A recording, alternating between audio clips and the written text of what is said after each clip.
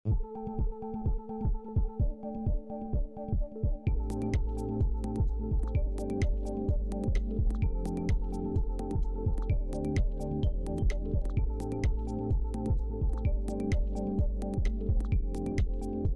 saya berbicara KUHP. KUHP itu membenarkan orang yang menjadi tersangka. Itu jangan lagi, dia membantah boleh, diam pun boleh. Bayangin, diam itu dibenarkan secara hukum. Jadi mau ngomong apa saja silakan. Karena itu tidak menjadi pegangan para penyidik. Penyidik berpegangan kepada saksi dan bukti-bukti yang lain. Keterangan orang yang dilaporkan itu tidak mempunyai nilai. Mau bohong, mau apa saja. Memang gue pikirin, kagak. Gue ngerti hukum, gue ahli hukum, gue paham proses hukum ini yang harus bagaimana, ya seperti itu. Bang Gram nggak dengan statement kemarin? Saya nggak ngurusin dah hal-hal yang sudah tidak pada tempatnya, terus ya. Jadi gini logikanya kalau memang tidak ada sesuatu, saya pikir tidak perlu repot-repot membatas. Kalau memang tidak ada sesuatu yang terjadi, dia duduk manis lah tidur di rumah, ngapain repot-repot. Nah, logika ini penting buat semua dan logika ini juga bisa dipahami oleh masyarakat. Jadi logikanya itu adalah pemahaman terbalik. Kalau memang tidak ada sesuatu sebetulnya tidur nyenyak. Ah, masa bodoh dah dengan laporan-laporan yang begitu. Gampang aja itu kan memang nggak ada sesuatu. Bang, mungkin hasil visum Loli Saya tidak bisa menyampaikan apapun hasil visum, apapun itu karena itu menjadi konsumsi, menjadi hak mutlak penyidik. Titik. Jadi Anda mau tahu apa hasilnya, tanya ke penyidik. Saya hanya sebatas hal-hal yang menjadi hak saya untuk menyampaikan kepada masyarakat. Tapi kemarin sudah kelar nggak sih visumnya? Jadi begini, sebagaimana yang disampaikan bahwa pada saat dilakukan itu masih datang bulan, ya, artinya masih menstruasi sehingga diperlukan tahapan-tahapan lain. Nah itu menjadi teknis daripada proses kedokteran ya yang tidak menjadi ranah saya. Bang, kemarin diulang lagi mungkin ketika melihatin Fadil melihat bukti USG, menurut abang pandangan abang sekali lagi saya katakan hal-hal yang terkait dengan perbuatan anak yang di bawah umur adalah menjadi perbuatan yang tidak sah, perbuatan yang tidak mempunyai kekuatan hukum dan logikanya ngapain sibuk-sibuk seperti itu kalau memang tidak ada sesuatu. Tolonglah jangan membuat hal-hal yang justru itu membunuh diri Anda sendiri. Ya, jangan Anda menyajikan sesuatu itu yang akan menyebabkan Anda bunuh diri. Bang, sekali lagi ulangin. Abang menyangkakan pasal apa sih bang? Perlindungan anak? Jadi dalam saya itu ada undang-undang perlindungan anak yang maksimal 15 tahun. Jadi saya akan berbicara maksimal saja. Maksimal 15 tahun.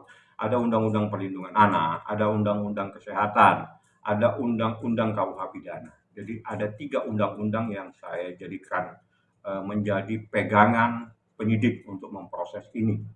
Jadi kalau di dalam undang-undang perlindungan anak itu maksimal 15 tahun. Nah, nanti kita minta apakah memang dibenarkan untuk adanya tindakan hal-hal khusus lagi kalau memang dalam proses hukum seperti itu. Bang, melihat klarifikasi Fadel, menurut abang seharusnya itu dilakukan atau memang harusnya minta maaf bang? Kalau misalkan dia merasa tidak salah itu masuk kepada proses hukum saja, ikutin saja. Jadi kalau memang tidak ada sesuatu ngapain sibuk-sibuk, santai aja. Kalau tidak ada sesuatu nggak perlu bantah-bantah segala macam, menyajikan sesuatu. Kita itu punya dokumen banyak sekali, kita udah ketemu dengan saksi, saksinya juga datang, saksinya bertemu di bulan Juni bla bla bla dan seterusnya. Udah lah, nggak bisa lari kamu, nggak akan bisa lari dari persoalan ini. Kami punya bukti, kami punya saksi, saksinya tahu persis, bahkan saksinya yang menyarankan hal-hal jangan melakukan perbuatan-perbuatan itu. Saksinya adalah orang dekatnya Loli. Orang itu bersama-sama saat itu. Saya tidak perlu sampaikan karena itu menjadi harus saya lindungi saksinya. Dan jelas saksinya akan memberikan keterangan di penyidikan.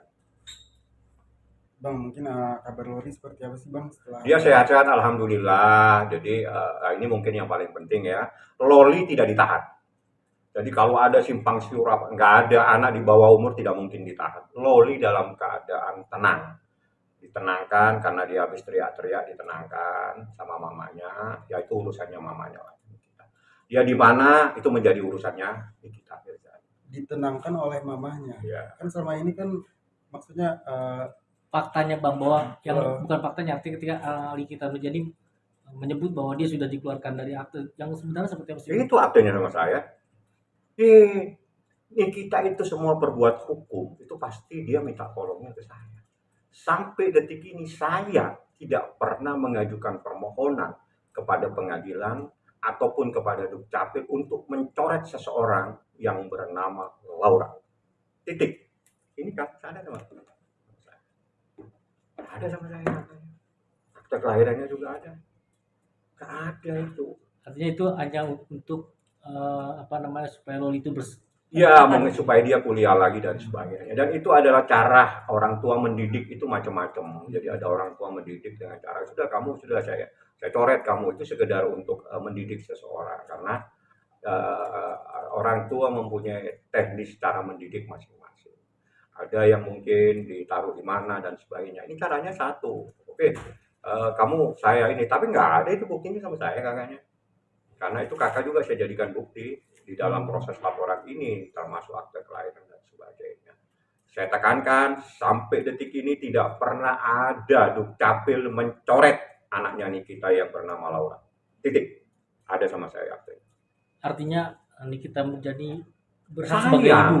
Sayang, bukan lagi ibu. Kalau ibu sudah pasti ibunya. Jadi ibu itu sudah pasti dia ibunya karena dia adalah anak dari Nikita Mirzani. Sangat sayang sama anak ini satu. Ini satu-satunya anak dia yang perempuan, anak yang paling disayang. Ikutin kemauannya. Jadi bagaimana seorang ibu tiba-tiba tidak meledak mendapatkan informasi anaknya diperlakukan seperti itu. Begitu marahnya kan Nikita Mirzani. Ya, Anda bisa melihat sendiri bagaimana dia marah. Biar proses ini diikutin saja karena petunjuk-petunjuknya sangat luar biasa yang kita dapatkan. Bang, ya tadi kan bilang Nikita Mirzani yang menangkan Loli juga ya Bang ya. Kan tapi kan yang fakta yang kita ketahui kan bahwa Nikita Mirzani sama Loli kan gesekan terus. Ya, itu teknis Pak. Jadi teknis itu begini, yang menenangkan itu pasti adalah orang tuanya. Apakah langsung orang tuanya atau tidak, itu menjadi teknis. Tidak perlu saya jelaskan.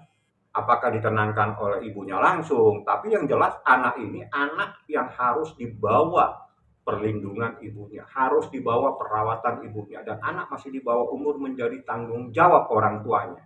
Nah, kalau menjadi tanggung jawab orang tuanya, bagaimana cara menangkan? Itu adalah menjadi hak daripada orang tuanya. Apakah dia menyuruh nanti adiknya, kakaknya, itu teknis. Tapi yang jelas itu menjadi haknya Nikita untuk memberikan perlindungan kepada anaknya. Mungkin kabarnya Nikita gimana sih sekarang? Kalau dia baik-baik saja, ya namanya seorang ibu, dia sehat-sehat saja. Ya kita juga kan saya berkali-kali doakan saja lagi masalah. Yang jelas di balik masalah ini ada masalah yang luar biasa.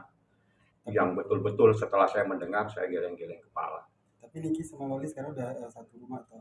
Ya itu tidak boleh saya sampaikan. Yang jelas dia sama Nikita. Tapi apakah sama Nikita satu rumah atau tidak, saya tidak bisa menjelaskan. Jadi gini, Loli itu adalah menjadi haknya Nikita. Tidak pernah ada ditahan oleh kepolisian atau siapapun, tidak pernah menahan.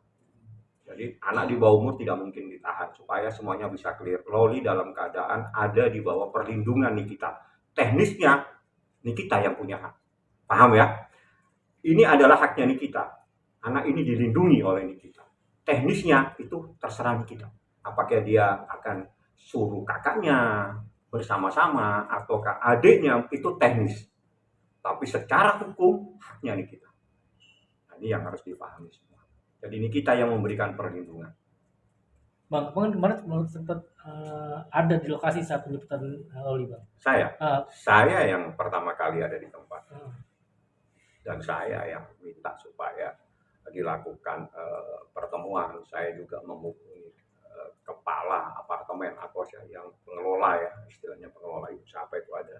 Saya jelaskan, Bu, ini saya mau tanya, di dalam sebuah apartemen itu kalau orang menyewa itu pasti punya dasar hukum. Dasar hukumnya itu entah kwitansi, entah sewa menyewa, atau apa, karena ini ada seseorang anak di bawah umur. Bagaimana seorang anak di bawah umur bisa melakukan perbuatan hukum? Oleh karena tidak bisa melakukan perbuatan hukum dan ibunya tidak pernah menyewakan apartemen ini untuk anaknya, mohon kami diizinkan untuk membawa anaknya ke Bali. Sehingga kami diizinkan. Saya berbicara secara hukum, bukan memaksa. Saya jelaskan secara hukum dan hukumnya itu memang benar. Karena ini anak di bawah umur, maka tidak boleh melakukan perbuatan hukum tanpa seizin ibu. Ibunya tidak pernah menyewa apartemen. Oleh karena itu saya bilang kalau memang tidak ada orang yang menempati apartemen tanpa adanya sebuah perjanjian, itu menjadi penghuni yang tidak sah atau penghuni liar. Saya mohon diizinkan ibunya membawa, diizinkan mereka yang membantu secara maksimal.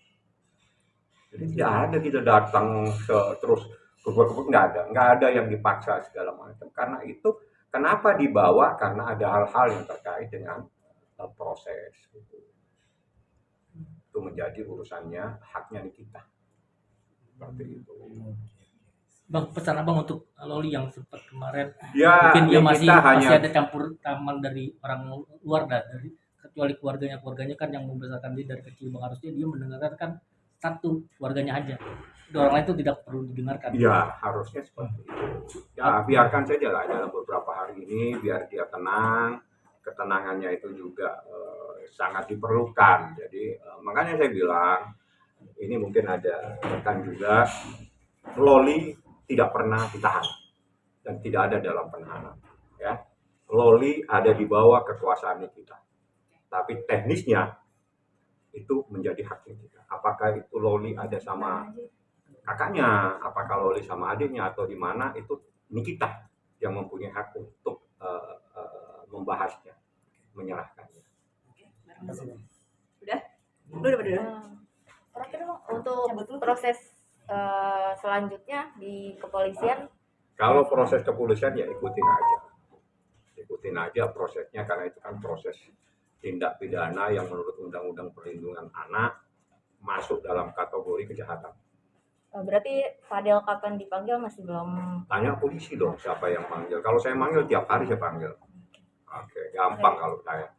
Makasih. Bang, pulang Bang.